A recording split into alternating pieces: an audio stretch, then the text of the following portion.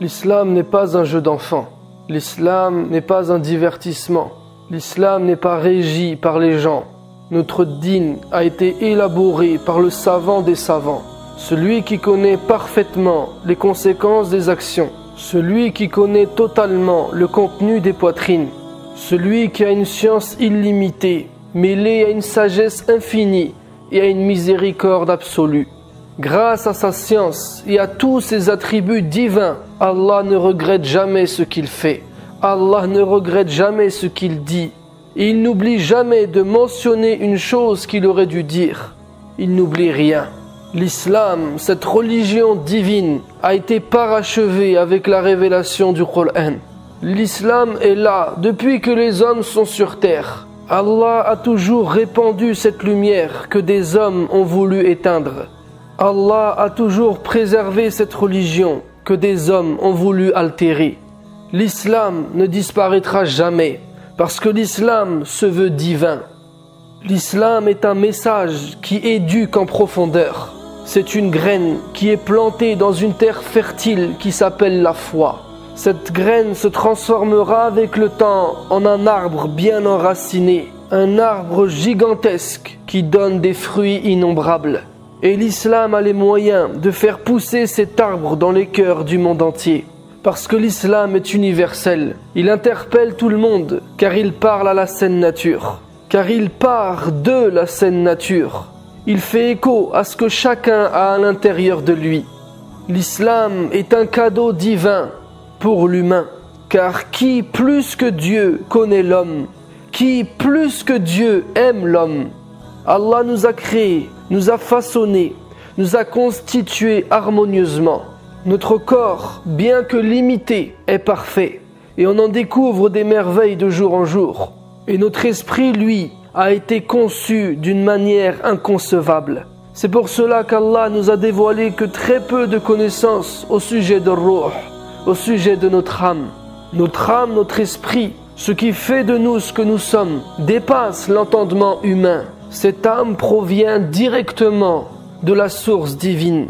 Elle n'a pas été créée à partir d'un élément extérieur. À la base, notre corps a été créé de terre. Puis quand il a été descendu sur terre, il a eu la capacité de se reproduire à partir du sperme, d'une eau vile. Mais l'âme, elle, n'est pas le résultat d'un processus technique, ne s'est pas développée à travers un procédé ou un mélange de différents composants. Notre âme dépasse tout cela. Notre âme est attachée à son Créateur sans aucun intermédiaire. Voilà pourquoi le message coranique est parlant. Voilà pourquoi il interpelle tout à chacun. Voilà pourquoi il a le pouvoir de changer le monde. Parce que c'est son objectif. Il est là pour réformer. Il appelle à révolutionner tout ce qui a été corrompu. En s'adressant à qui? À cette âme qui est à l'intérieur de ce corps. À cette âme pour qu'elle reprenne la possession de ce corps. Ce message réveille les âmes de leur sommeil, les rappelle à l'ordre, les sort de leur insouciance, de leur léthargie, grâce au rappel divin. C'est ça l'islam, c'est ça notre dîn. Il est en apparence simple, mais en réalité bien plus profond. Dans son livre, Allah éduque chacun à son niveau, tire chacun vers le haut. Il a donné des ordres, des obligations, des interdictions, qui sont des principes immuables. Ces ordres constituent des piquets qui sont plantés, chacun se reliant avec l'autre, le tout formant une barrière de sécurité.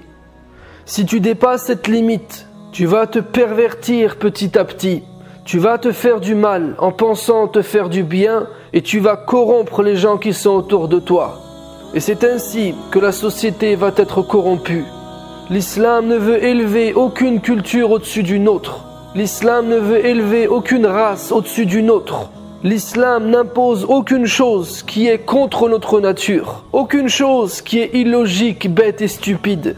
L'islam tel qu'il a été révélé à travers le Coran, tel qu'il a été pratiqué par notre prophète Mohammed alayhi salatu wassalam, est un message simple, accessible, sain, qui tire vers le haut et que n'importe quelle personne sur terre, qu'elle soit de n'importe quelle origine, n'importe quelle race, n'importe quelle culture, qu'elles vivent dans une société dite moderne ou dans un pays du tiers-monde sous-développé, qu'elles vivent en ville ou dans les montagnes, ce message aura le même effet sur elles et le même impact dans son petit monde.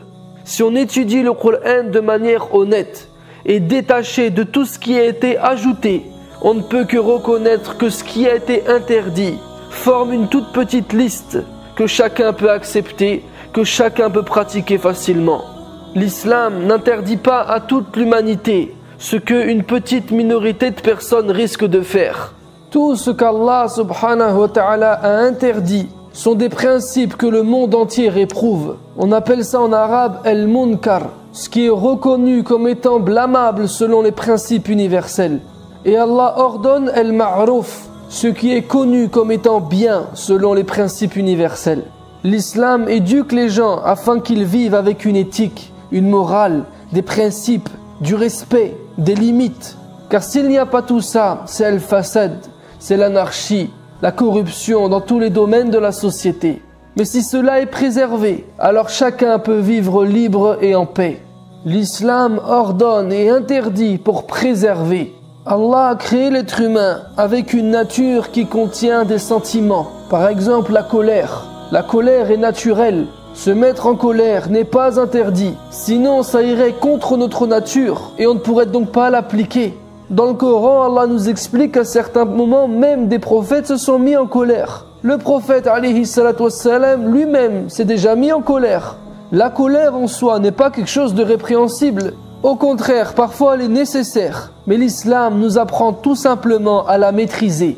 Et Allah nous a créés avec d'autres sentiments comme celui-là. Et chaque sentiment, Allah nous a demandé de les maîtriser, de le contrôler. C'est la même chose avec les besoins divers que l'on a. On a besoin d'aimer, d'être aimé. On a des besoins de se nourrir, de s'abreuver, des besoins sexuels, besoin de se divertir, besoin de travailler, de gagner de l'argent. On est rempli de besoins. Et l'islam nous demande et nous apprend à maîtriser ce besoin. L'islam ne nous a jamais interdit de combler ces besoins. Au contraire, dans le Coran, Allah ne cautionne pas cette vie monacale que certains moines se sont imposés. Allah leur dit, on ne leur a jamais demandé de faire ça, de se retirer dans une grotte, de s'interdire le mariage. Ce n'est pas ça la voie des prophètes. Les prophètes se mariaient, avaient des enfants, ils mangeaient, ils buvaient, ils dormaient, ils allaient dans les marchés, faisaient leurs courses, vaquaient à leurs besoins, ils souriaient, riaient. Dans ce domaine, c'était des hommes comme tout le monde. Ils ont eu les mêmes besoins que tout le monde. Mais comment ils ont fait la différence? C'est dans la maîtrise de ces besoins. Ne jamais dépasser les limites. Et autour de nous, il y a des tentations, il y a des situations qui se présentent, qui ont tendance à nous tirer vers le bas. Et la vie dans ce monde est ainsi. Et c'est ce qui fait qu'elle est intéressante quelque part. Mais elle peut aussi devenir un danger, car elle nous aspire, nous détourne de l'essentiel, en nous poussant à assouvir uniquement nos besoins corporels et matériels. Et c'est cette facette du monde qu'on appelle la dunya, ce qui est bas. Mais l'islam, lui, n'a pas de problème avec ce monde. Il nous apprend juste à le dompter, à nous en servir, à prendre ce qui est bon et à ne pas nous faire avoir. L'islam nous éduque afin que l'on soit assez fort pour résister, pour ne pas abdiquer, pour faire des choix utiles. Il nous éduque pour que nous nous prenions en main. Il ne nous considère pas comme des bébés. Il ne nous infantilise pas, au contraire. L'islam nous rend responsables. Et lorsque tu comprends ça, alors Allah et sa religion prennent une autre dimension. Ça devient maintenant à tes yeux le plus grand bienfait qu'il peut y avoir sur terre. Et à contrario, la plus grande musiba, la plus grande catastrophe, c'est lorsque les hommes se permettent d'altérer ce message. De tout temps, des religieux se sont permis de falsifier ce qui venait d'Allah. Et Allah nous dit que c'est ça la plus grande injustice. Parce qu'ils ont menti sur Allah. Ils ont interdit des choses qu'Allah n'a jamais interdites. Ils ont rajouté des choses comme si Allah avait oublié de mentionner. Ils ont écrit de leurs propres mains des livres en les faisant passer pour la vérité absolue. La tentation est grande, la tentation est présente. Cette religion qui a perduré siècle après siècle, depuis Adam en passant par tous les prophètes jusqu'à Mohammed alayhi salatu wassalam, cet islam, la religion d'Allah, a toujours malheureusement été falsifiée et altérée par les hommes, par des pseudo-religieux des pseudo-savants, des pseudo-imams qui voulaient avoir le monopole, qui ont voulu s'accaparer cette religion pour des fins personnelles. Alors ils ont pris le livre et ils l'ont expliqué à leur manière. Ils ont écrit avec leurs mains et ils ont rajouté. Et le pire pour nous, ce serait de regarder ces gens en les pointant du doigt et en nous oubliant nous-mêmes. Parce que wallahi, si Allah nous parle de tout ça, si Allah nous raconte ces histoires, c'est pas pour nous divertir. C'est pas pour qu'on juge ces gens et qu'on les maudisse. C'est pour qu'on se regarde nous-mêmes, qu'on ait une analyse honnête sur nous-mêmes. Et si on se rend compte qu'on a reproduit ce qui a coûté leur perte, alors on doit se repentir. On doit revenir vers Allah. On doit revenir vers sa parole. Et lorsque tu reviens, tu retrouves la paix. Tu retrouves la simplicité. Et tu suis enfin une éducation qui fera de toi quelqu'un de meilleur, qui va te changer, te métamorphoser, te transformer. Pas une éducation qui va t'infantiliser, qui va tout interdire par précaution, si bien que tu vas vivre dans les tourments, dans les tentations, dans le châtiment. L'interdiction à outrance, c'est un châtiment. C'est comme ça qu'Allah a châtié les Bani Israël. Ils ont compliqué leur religion, Allah leur a compliqué davantage. Alors n'oublie jamais ça, le message coranique est un message qui t'éduque. Tu es libre de faire ce qu'il ne t'a pas interdit de faire, mais réfère-toi toujours à ce qu'il te demande de faire. C'est ainsi que le prophète alayhi salatu wassalam a mis en pratique le Coran. C'est comme ça qu'il l'a transmis. Wallahi, le prophète a été fidèle au message coranique, à l'esprit coranique. Et comme on n'a pas pu toucher au Coran qu'Allah a préservé, alors on s'en est pris à sa sunna et on a inventé beaucoup de choses à son sujet. Des choses que Wallahi n'a jamais dit, il n'a jamais fait. Et voilà comment on a altéré notre religion. Et voilà maintenant comment on se retrouve avec une religion dénaturée, qui infantilise et qui n'éduque plus, qui fatigue et qui ne produit plus, qui divise et qui n'unit plus. Allah interdit des principes.